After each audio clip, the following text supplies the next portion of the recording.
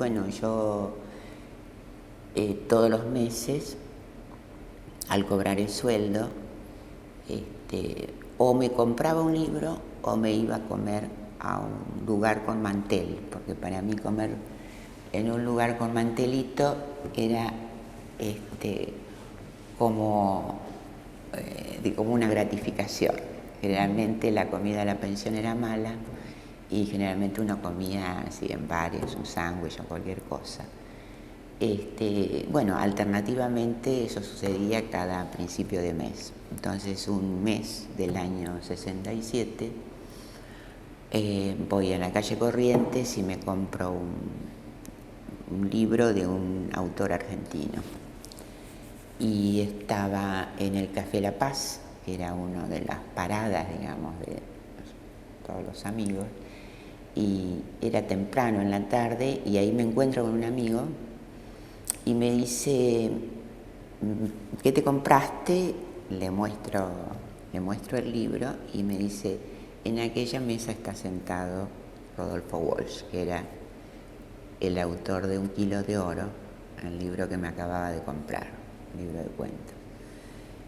Él agarró mi ejemplar, se acercó a la mesa de Rodolfo, ahí le vi que le decía algo y Rodolfo me lo autografió, me miró y se sonrió.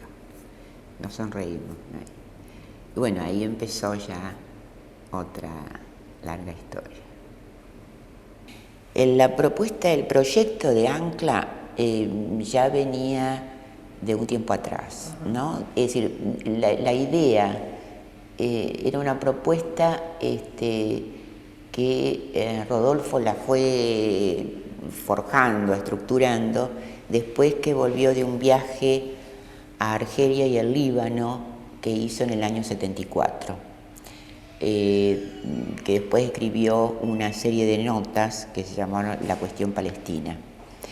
Y ahí él tomó contacto y se interiorizó del funcionamiento, de cómo operaba la agencia de noticias de la OLP. Y volvió muy entusiasmado con eso. Es decir, él tenía, por supuesto, una concepción de cómo tenía que ser la prensa que muchas veces no coincidía con la opinión de compañeros de la organización. En general, o algunos compañeros de la organización, tenían como la fórmula más esquemática del tema de la prensa, que es, bueno, tiene que ser como el vocero de la política de la organización. Rodolfo planteaba otra cosa en general. Él decía que tenía que ser como un órgano periodístico en sí mismo, y que reflejara no solo los hechos, actos o propuestas que podía hacer la organización, sino la realidad política, social, económica del país e internacional. Es decir, como que tuviera una vida propia, no tan encuadrada. Es decir, no prensa encuadrada. Esta concepción que compartía con varios compañeros, pues Rogelio García Lupa no fue un compañero de la organización, pero Horacio Berbisky, Pacurón, Horacio más que Paco quizás, Juan Gelman, esto fue, de esa manera también se gestó y creo que había bastantes discusiones para no torcer ese rumbo. Entonces, ya con la dictadura militar, la necesidad de un replanteo de la prensa se plantea con más necesaria. Y ahí entonces la propuesta de Rodolfo de la agencia clandestina empieza a armarse y empieza a funcionar con pocos compañeros, era un grupo reducido, tenían un local y realmente consiguió hacer entre todos, por supuesto, los compañeros, un excelente agencia de noticias clandestinas, ¿no? ¿Y cómo era, por Así ejemplo? todo, Sí, tampoco se quedaba con que eso iba a serlo. Él ya preveía situaciones mucho más peligrosas desde el punto de vista represivo. Entonces, ni siquiera eso, él decía, en algún momento se iba a poder mantener, tal como venían las cosas en el 76. Y entonces ya a mediados del 76 empieza a pensar una alternativa ancla, que es cadena informativa. El mínimo recurso, con los mínimos recursos y con la máxima entrega, la posibilidad de estar siempre rompiendo el cerco represivo sobre la información. Nosotros éramos totalmente clandestinos. Vivíamos en ese departamentito, un ambiente muy mínimo, era 260 por 3, con una especie de una especie de placar dividido en 3 partes. Uno era un bañito, otro era una kitchen y otro era para guardar cosas. Y ese lugar nadie lo conocía, nadie tenía, es decir, nosotros durante 2 años no tuvimos ninguna visita, nadie jamás entró a ese departamento excepto nosotros dos. Y a veces a uno y a otro nos pasaba lo mismo. Suponete, yo estaba en casa y eran las 9 de la noche y como era un primer piso, sentía la llave al abrir la planta baja, y ya con el primer paso uno se volvía como un gato que reconoce, ya sabía que era Rodolfo, y después escuchaba los pasos rápidos de la escalera en un primer piso, y cuando abría la puerta, cuando él entraba, bueno, y ahí el mundo como que se ordenaba, es decir, como que se recuperaba la calma, estábamos bien los dos. Así vivimos mucho tiempo.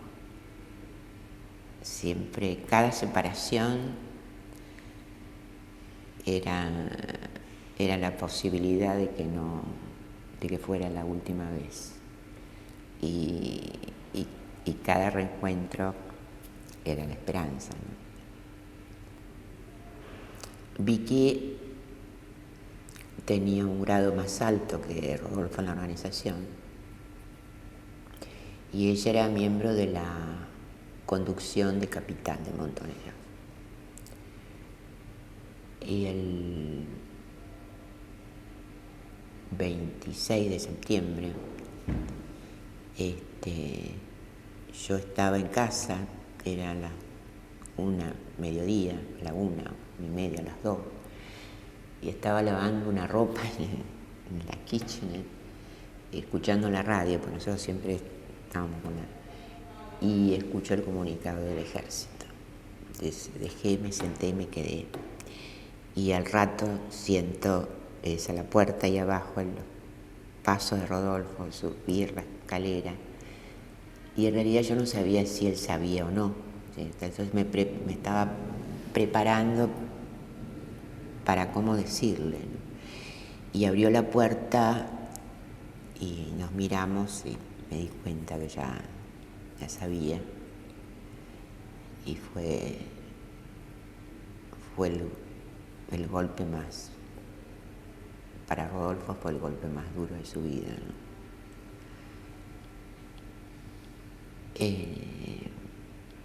Esa misma noche agarró la máquina de escribir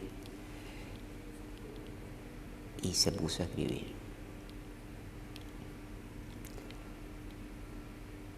Y con interrupciones, porque el dolor no te deja pensar, no te deja hacer.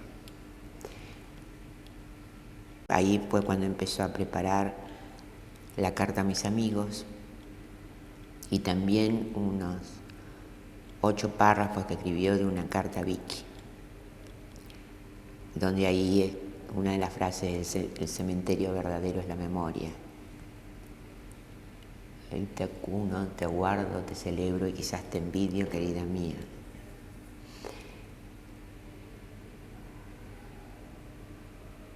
Sí, él escribía siempre, digamos, para una manera de manejar el dolor, ¿no? Lo mismo cuando llegó el fin de año del 76, habíamos quedado en encontrarnos con Patricia, la otra hija de Rodolfo, a quien no la veíamos muy seguido, y nos desencontramos. Entonces volvimos a la casa, a nuestra casa, y esto era el 31 a la noche, el 31 de diciembre del 76. Teníamos vino nomás, abrimos una botella de vino, y Rodolfo se sentó en la máquina y empezó a escribir algo. Y escribió después que dieron las 12, ¿no? Y me dijo, así quería empezar este año, escribiendo contra estos hijos de puta. Y lo que había escrito era una página, un texto bellísimo, melancólico, de cómo estaba Buenos Aires ese fin de año.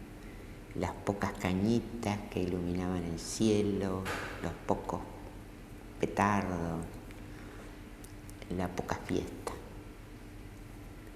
Pero él dijo que así estaba escribiendo contra estos hijos de puta. No era una denuncia, no, era una descripción de la noche del 31 de diciembre del 76 en Buenos Aires. Ahí ya él tenía casi lista la carta a la Junta Militar, en marzo del 77. Pero la carta a la Junta Militar en realidad empieza mucho tiempo antes, es decir, gran parte del material de la carta se empezó a producir desde Ancla, con las denuncias de las atrocidades represivas, de la represión, así como los informes sobre la situación política, económica y social. La decisión de fundir todo ese material en una reescritura, ya en la elaboración propia de la carta a la Junta, esto es de diciembre del 76, noviembre, diciembre del 76, empiezan los primeros borradores. Inicialmente estaba enfocado exclusivamente a la denuncia de la represión, pero después él lo amplía para tratar de encontrar, digamos, una clave racional a las atrocidades cometidas, ¿no? Es decir, que esto no era por casualidad, se respondía a un proyecto, un plan, y sobre todo un plan económico. Por eso una de las frases que realmente para Rodolfo era la medular de la carta es esa que dice que después de denunciar todas las atrocidades cometidas, escribe Rodolfo, pero esto no es la peor de las atrocidades, la peor violaciones a los derechos humanos. Las políticas económicas que condenan a millones de personas a la miseria planificada, esa sí es como la peor violación de los derechos humanos, ¿no?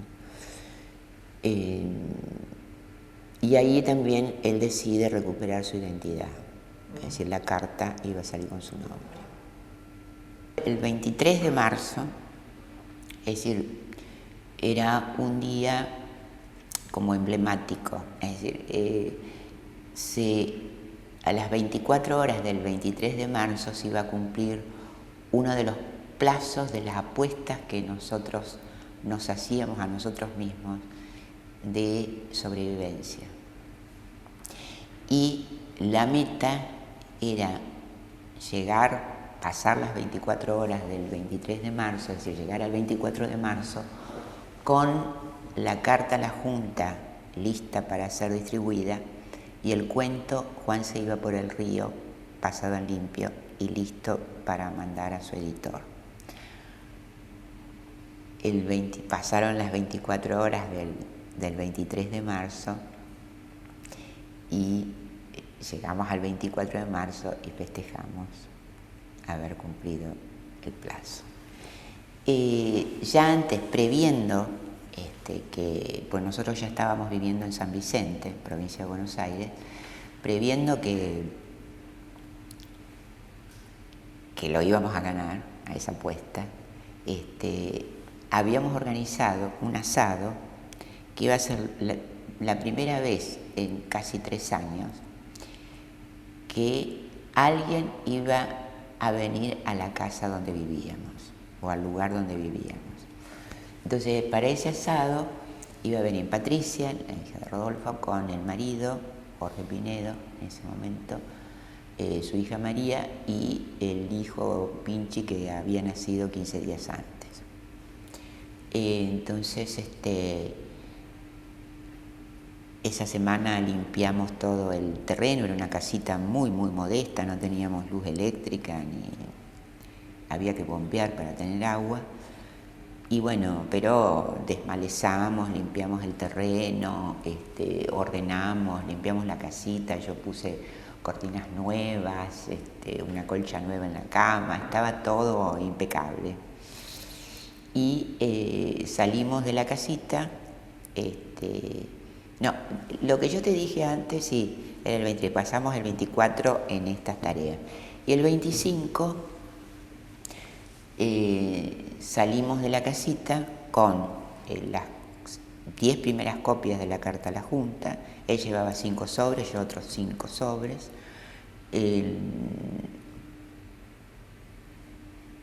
Y íbamos a tomar el tren que salía de San Vicente a las 12 para llegar a la 1 más o menos a Constitución.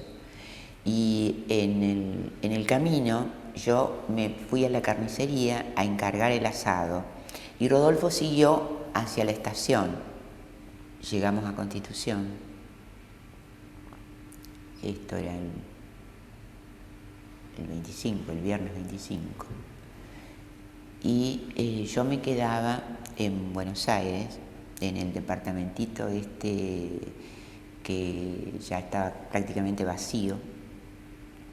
Nosotros habíamos hecho una mudanza hormiga y bueno, yo me quedaba porque al día siguiente yo era quien tenía que llevarla, a Patricia y al marido, a los 2 chiquitos, a San Vicente. Como no era conveniente que ellos supieran dónde estábamos viviendo, yo los llevaba compartimentados, decíamos nosotros, cerrado. Entonces, por eso me quedaba. Rodolfo volvía a San Vicente, precisamente para esperarnos allá ya con el fuego prendido. Bueno, nos separamos en Constitución. Esa noche anterior habíamos sembrado por primera vez semilla de lechuga, habíamos hecho un almácigo de lechugas. Y entonces lo último que le dije fue: no te olvides de regar las lechugas. Mientras él cruzaba la calle hacia el colectivo, iba disfrazado de jubilado, con un sombrero de paja, una especie de camisola beige y unos pantalones marrones, ese portafolio viejo con el embute, donde llevaba los 5 sobres de la carta. Y cuando le grité eso, ya parada en la ventana, en la vereda, él se dio vuelta, levantó la mano y se sonrió. Esa es la última imagen.